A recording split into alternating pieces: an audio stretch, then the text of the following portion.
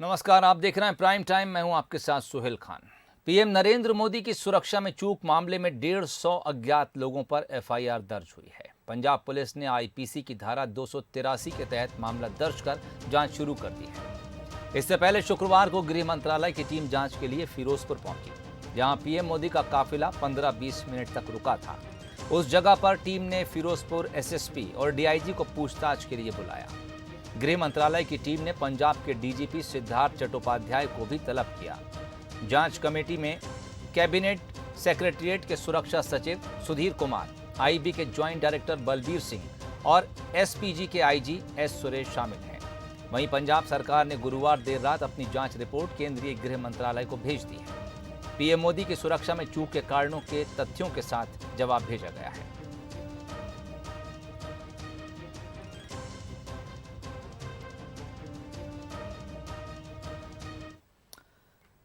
पंजाब के फिरोजपुर में पीएम मोदी का काफिला जिस इलाके में फंसा था, वहां से बीएसएफ ने एक संदिग्ध नाव बरामद की है। सतलुज नदी में यह संदिग्ध नाव मिलने से सुरक्षा एजेंसियां अलर्ट मोड पर आ गई हैं। माना जा रहा है कि ये नाव पाकिस्तान से आई है। हालांकि नाव यहां कैसे पहुंची, इसका खुलासा अभी होना बाकी है। नाव की बरामदगी इसलिए अहम हो जाती है क्योंकि 2 दिन पहले ही पीएम नरेंद्र मोदी भी इसी इलाके में थे। उनका काफिला पाकिस्तान बॉर्डर से महज 50 किलोमीटर की दूरी पर था।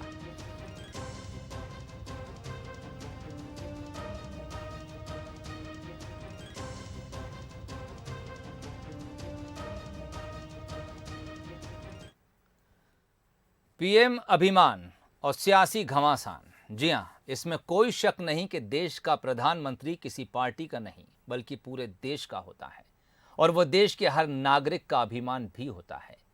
लेकिन इसी अभिमान पर सियासी घमासान भी मच गया है। बीजेपी ने एमपी में भी पीएम के अभिमान को लेकर पूरा अभियान चलाने की तैयारी कर ली है। ये वो तस्वीरें हैं जो किसी भी देश के लिए कम से कम अभिमान का विषय तो नहीं हो सकती। 5 जनवरी को फिरोजपुर में प्रधानमंत्री नरेंद्र मोदी के काफिले को रुकना पड़ा और पीएम की सुरक्षा खतरे में पड़ी। इस वाक्य को अब बीजेपी ने देश और प्रधानमंत्री के अभिमान से जरूर जोड़ दिया है। बीजेपी ने इस मामले को लेकर पंजाब सरकार के खिलाफ मौन धरना दिया। बीजेपी 13 जनवरी तक पीएम मोदी हमारे अभिमान नाम से कार्यक्रम चलाएगी, जिसके तहत धरना प्रदर्शन के अलावा जिला मुख्यालयों पर मानव श्रृंखला भी बनाई जाएगी। हम उस पार्टी के कार्यकर्ता हैं जिसके नेता नरेंद्र मोदी है। कहते हैं किसान विरोधी है। यूके के प्रधानमंत्री कहते हैं 1 world 1 sun 1 grid and 1 Narendra Modi. दुनिया में जिसकी अत्यासो गाथा गूंज रही है, हम उस पार्टी के कार्यकर्ता हैं और इसलिए हम संघर्ष का ऐलान करने आए। 10 जनवरी को भारतीय जनता पार्टी के सभी कार्यकर्ता, जिसमें हमारे नौजवान साथी ज़्यादा अपनी भूमिका निभाएंगे, कि जिला मुख्यालय में मानव श्रृंखला बनाई जाएगी तथा नारे के साथ हमारे प्रधानमंत्री जी हमारे अभिमान, इस नारे के साथ मानव श्रृंखला पूरे देश के अंदर और मध्य प्रदेश के अंदर हर जिले में भारतीय जनता पार्टी के कार्यकर्ता करेंगे।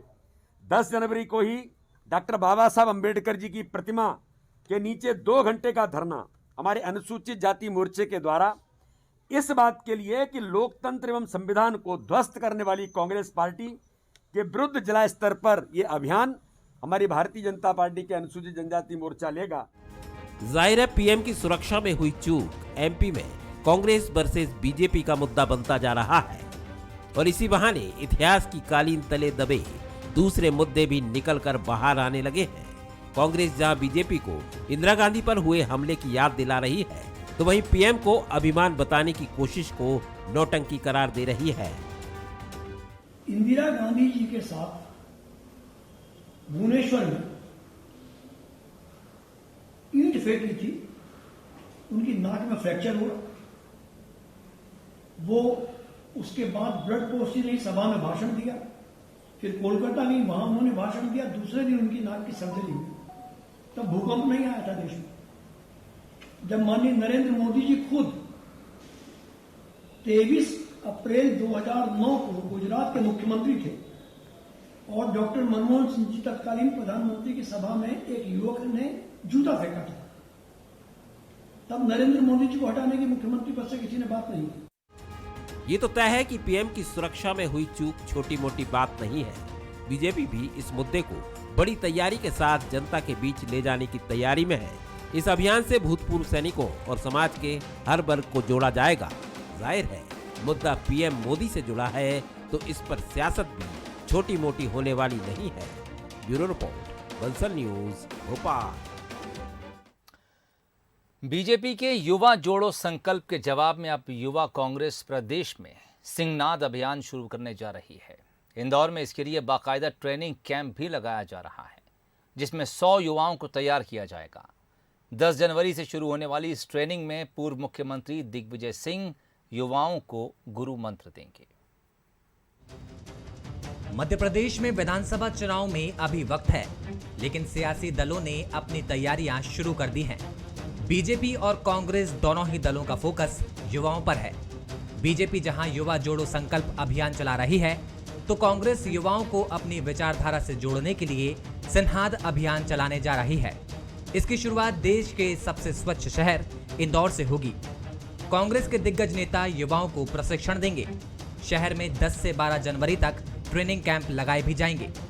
उद्घाटन सत्र में पूर्व मुख्यमंत्री दिग्विजय सिंह युवाओं को राजनीति के गुण सिखाएंगे। दूसरे को बेहतर तरीके से जानने के लिए एक प्रशिक्षण शिविर ऑर्गेनाइज किया गया है 10, 11, 12 जनवरी को, जिसके अंदर यूथ कांग्रेस के शीर्ष नेतृत्व, यूथ कांग्रेस की ट्रेनिंग टीम और हमारी कांग्रेस पार्टी के शीर्ष नेतृत्व का हमें प्रशिक्षण प्राप्त होगा।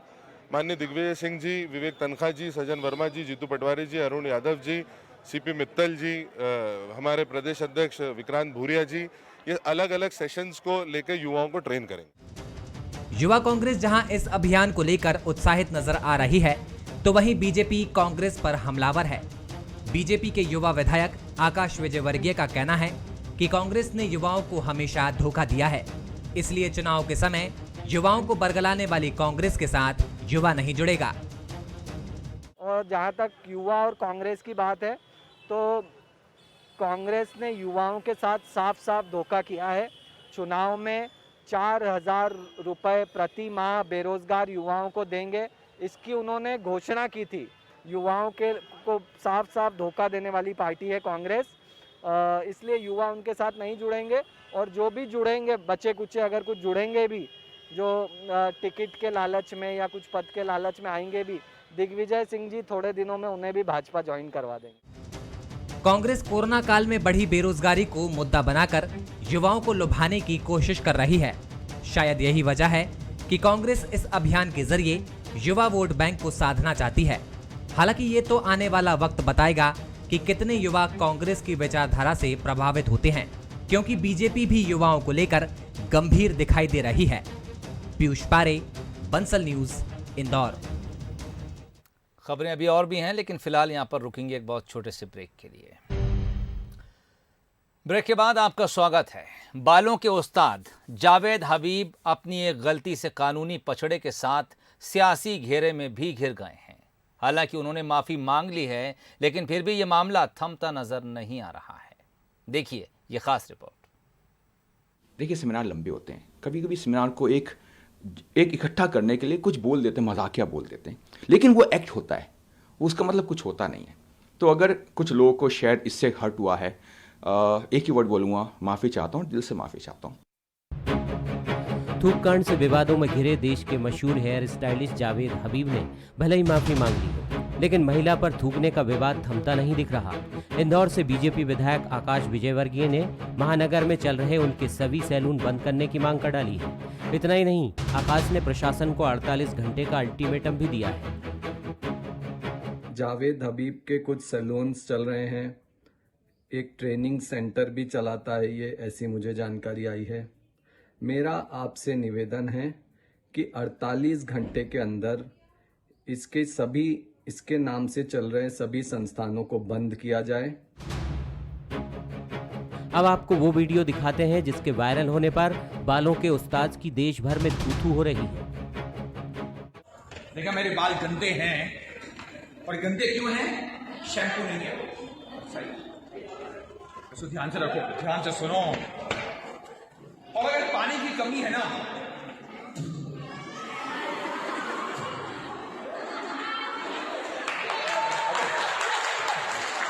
अबे इस धूप में जान है। दरअसल जावेद हबीब उत्तर प्रदेश के मुजफ्फरनगर के एक होटल में बालों के रखरखाव और कटिंग को लेकर एक सेमिनार कर रहे थे।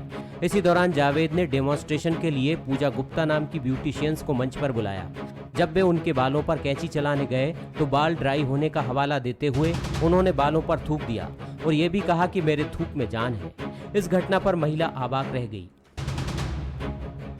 सबसे पहले तो उन्होंने मेरा ये कह के मजाक उड़ाया कि ये वही है सुबह से जो कह रही है how is this possible, how is this possible. और उन्होंने ये कहा कि बालों की कटिंग करने के लिए अगर आप सीखना चाहते हो, अगर आपके पास पानी नहीं है तो उन्होंने थूक दिया और थूक के भी तुम काम चला सकते हो और मेरे थूक में दम है। वहाँ के जो सेमिनार जिन्होंने करवाया था उन्होंने मेरे से पूछा कि मैडम आप क्यों परेशान हो रहे हो, तो मैंने कहा सर जो होना था सो हो गया, जब तो आप लोग बोले नहीं। तो वहाँ पर किसी ने मेरे को कोई जवाब नहीं दिया। तो हम शिक्षा लेने गए थे वहाँ पर और शिक्षा के बदले देखिए मुझे क्या मिला है। महिला की आपत्ति के बाद जावेद हबीब के खिलाफ एफआईआर दर्ज हो गई है। देश भर में उनके 500 से ज्यादा सैलून हैं और कई सैलून फ्रेंचाइजी पर चल रहे हैं। जावेद ने London school of fashion art and science of hair styling and grooming में डिप्लोमा किया है। इसके नाम और अपने काम पर ही वे देश भर में मशहूर हुए। अब वे काम के साथ साथ ब्यूटिशियंस को ट्रेनिंग देते हैं, लेकिन शायद मुजफ्फरनगर में अति आत्मविश्वास में आकर वे ऐसा एक्ट कर बैठे जिसने उनकी जिंदगी भर की छवि पर दाग लगा दिया। अब इस मसले पर सियासी बार होने के बाद ये मुद्दा कहां पहुंचेगा कहना मुश्किल है। पीयूष पारे, बंसल न्यूज, इंदौर। कोरोना के बढ़ते संक्रमण के चलते भले ही सरकार ने कुछ ज्यादा पाबंदियां नहीं लगाई हों, लेकिन देश के स्वच्छ शहर इंदौर के जागरूक नागरिक अपने कार्यक्रमों पर रोक लगाकर एक मिसाल पेश कर रहे हैं, जिससे शहर के लोगों के बीच एक सकारात्मक संदेश जा सके। देखिए पूरी खबर। स्वच्छता को लेकर देश में अपनी अलग छाप छोड़ने वाले इंदौरियों ने कोरोना काल में भी अपने आप को संयमित रखने के लिए खुद से पाबंदियां लगाना शुरू कर दी हैं। सरकार ने तो कुछ पाबंदियां लगाई हैं, लेकिन स्थानीय नागरिकों ने खुद अपने नियम तैयार कर लिए हैं और वे इसका पालन भी कर रहे हैं। इसी कड़ी में वे अपने धार्मिक और सामाजिक कार्यक्रम भी रोक रहे हैं। इंदौर के समाजसेवी और बीजेपी नेता चंदन सिंह बैस 20 से 23 जनवरी तक 1100 लोगों को मथुरा वृंदावन की धार्मिक यात्रा पर ले जाना चाहते थे, जिसे उन्होंने फिलहाल स्थगित कर दिया है। काफी उत्साह है मेरे पास। रात तक लगभग रोज ही फोन आ रहा है कि अपन यात्रा चलेंगे भैया, अपन मास्क पहन लेंगे, सैनिटाइजर यूज कर लेंगे, परंतु मेरे लिए उनकी सुरक्षा प्राथमिकता है। चूंकि ये राजनीतिक यात्रा नहीं है, प्रत्येक वर्ष इस तरीके का आयोजन संस्था करती है, उसी की कड़ी में ये एक आयोजन था, पर अभी हम सभी के लिए उनकी सुरक्षा प्रथम है, इसलिए उपरोक्त यात्रा को स्थगित किया जा रहा है। बीजेपी ही नहीं, कांग्रेस ने भी अपने आयोजन रोक दिए हैं। कांग्रेस ने भी हर रविवार को होने वाले अपने महात्मा गांधी जन सेवा अभियान को रोक दिया है। कोरोना संक्रमण लगातार बढ़ रहा है, इंदौर में स्थिति विकट होती जा रही है। गाइडलाइन का पालन नहीं हो रहा है, लगातार उल्लंघन हो रहा है, धारा 144 का पालन नहीं है। ऐसे में जनता को बुलाना उनके स्वास्थ्य के साथ खिलवाड़ होता। समस्याएं तो बाद में भी निपट जाएंगी, उनको सुलझाया जाएगा, लेकिन अगर स्वास्थ्य नहीं रहेगा तो वो एक जनता के साथ दुर्व्यवहार हो जाएगा, गलत हो जाएगा। इसलिए हमने इस प्रोग्राम को स्थगित किया है। आगे आने वाले भविष्य में जैसे कोरोना संक्रमण कंट्रोल में आता है, वापस से ये शिकायत शिविर शुरू किया जाए। वहीं कांग्रेस और बीजेपी नेताओं की इस पहल का सरकार भी स्वागत कर रही है। जिला कलेक्टर मनीष सिंह का कहना है कि इंदौर को कोरोना से बचाने के लिए लोगों को इसी तरह की पहल करनी होगी। लोगों को आगे आना चाहिए। अभी हम लोगों ने कोई प्रतिबंध नहीं लगाया है इसमें, कि मेले पे लगा है और नाइट कर्फ्यू है, शादियों पे है, कुछ उठावने और उस पे है, शिवयात्रा पे है, पर लोगों को आगे आना चाहिए इसमें। बच्चों में उत्साह है, पेरेंट्स में उत्साह है, जनता जागरूक है, जनप्रतिनिधि जागरूक हैं, इस कारण से सब चीजें हो रही हैं। इंदौर में कोरोना के बढ़ते संक्रमण ने लोगों को भयभीत कर रखा है। भले ही स्वास्थ्य विभाग अपनी तैयारियों का दावा कर रहा हो, लेकिन आम लोगों को अलर्ट रहने की जरूरत है, तभी इस महामारी पर विजय प्राप्त की जा सकेगी। पीयूष पारे, बंसल न्यूज, इंदौर। कोरोना संकट और पाबंदियों के बीच एक बार फिर जमाखोरी शुरू हो गई है। आपदा में फायदा कमाने की जुगत में व्यापारी लगे हुए हैं। जरूरी सामानों के साथ पान मसाला की कीमतों में लोगों को 1.5 से 2 गुना ज्यादा कीमत चुकानी पड़ रही है। वहीं बाजार में प्रशासन का नियंत्रण नहीं होने से जमाखोर एक बार फिर से सक्रिय हैं।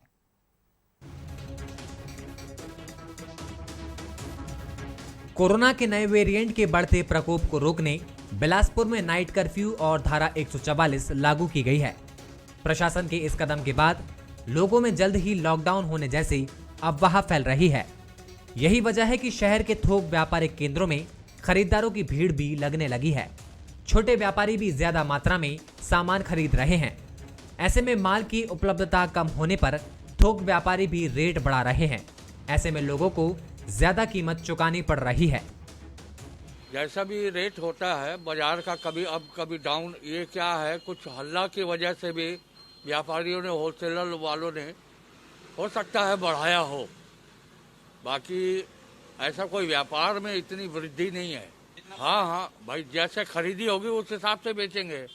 लोगों में दहशत है कि लॉकडाउन होगा तो लोग अपना अपना सामान स्टोर करें, चाहे व्यापारी हो या आम जनता हो, या हम हो या आप हो, कोई भी हो, तो उससे आम पब्लिक को बहुत कष्ट होता है। जो रोज कमाने खाने वाले उनको बहुत दिक्कत होती है, मिडिल क्लास फैमिली वालों को दिक्कत होती है। ये भी राशि 160 रुपये बिक रहा है, विमल है जो वही 130 के आसपास बिक रहा है, और सिगरेट तो सब में 10-10 रुपये बढ़ा दिए हैं। तो लॉकडाउन होना नहीं चाहिए, लेकिन लॉकडाउन इन लोग बता रहे पब्लिक बढ़ रहे करके, इसीलिए मारी हो रहे हैं, सबका बढ़ा रहे हैं इन लोग सब रेट। इधर प्रशासन का नियंत्रण नहीं होने की वजह से व्यापारी भी माल का शॉर्टेज बताकर बेखौफ बढ़े हुए दामों पर खाद्य सामग्री और पान मसाला समेत अन्य सामान की जमकर कालाबाजारी कर रहे हैं। हालांकि जिला प्रशासन ऐसे लोगों पर नजर रखने और उन पर कार्रवाई करने की बात कह रहा है। देखिए, सबसे पहले तो मैं आपके माध्यम से सबको ये बताना चाहता हूँ कि चाहे कोविड की परिस्थितियाँ कैसी भी हों, लेकिन जो एसेंशियल आइटम्स हैं लोगों के लिए रोज़मर्रा के, वो इस प्रकार की व्यवस्था की जाएगी कि वो उनको हमेशा उपलब्ध रहेंगे। तो सब लोगों को पैनिक करने की ज़रूरत नहीं है, और दामों पे भी हम लोग अब नज़र बना के रखेंगे ताकि किन्हीं भी अफवाहों के करके कालाबाजारी, होर्डिंग और अनावश्यक चीज़ों के रोज़मर्रा के प्राइजेस में एस्केलेशन ना हो। बढ़ते कोरोना महामारी के बीच आपदा को अवसर में बदलने का सिलसिला एक बार फिर शुरू हो गया है, और शायद यही वजह है कि लॉकडाउन की अफवाह फैलाकर लोगों के जेब पर डाका डालने वालों का घिनौना चेहरा सामने आने लगा है। उमेश मौर्य, बंसल न्यूज, बिलासपुर। और अब बात एक दिलचस्प खबर की। चीन ने एक नकली सूरज बनाया है। ये बात आपको हजम नहीं होगी, लेकिन चीन के मीडिया का ऐसा ही कुछ दावा है। ये नकली सूरज लगातार अपने अधिक तापमान का प्रदर्शन कर रहा है। इसे बनाने का मकसद है चीन की ऊर्जा की ज़रूरतों को क्लीन एनर्जी के तौर पर पूरा करना। हाल ही में इस नकली सूरज ने असली सूरज की तुलना में 5 गुना ज़्यादा तापमान हासिल किया, वो भी 17 मिनट तक। ये अब तक सबसे ज़्यादा समय तक गर्मी पैदा करने का पहला प्रदर्शन है। इस नकली सूरज का नाम है east experimental advance super conducting tokamak. चीन की न्यूज़ एजेंसी शिन्हुआ के मुताबिक इसने हाल ही में 1056 सेकंड्स तक 7 करोड़ डिग्री सेल्सियस का तापमान बनाए रखा, जो कि सूरज के तापमान से 5 गुना ज्यादा है। अगर ये ज्यादा समय तक इसी तरह तापमान बनाए रखेगा तो इससे पैदा होने वाली बिजली से देश के बड़े हिस्से में रोशनी हो सकेगी। इससे पहले मई 2021 में इस नकली सूरज ने 101 सेकंड्स के लिए 12 करोड़ डिग्री सेल्सियस का तापमान पैदा किया था, लेकिन इसका समय बहुत कम था।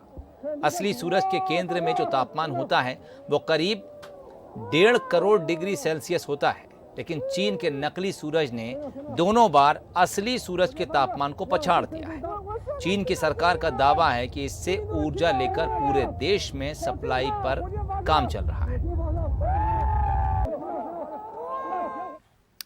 चलिए, नकली सूरज के साथ ही बुलेटिन में फिलहाल इतना ही। इजाजत दीजिए, नमस्कार।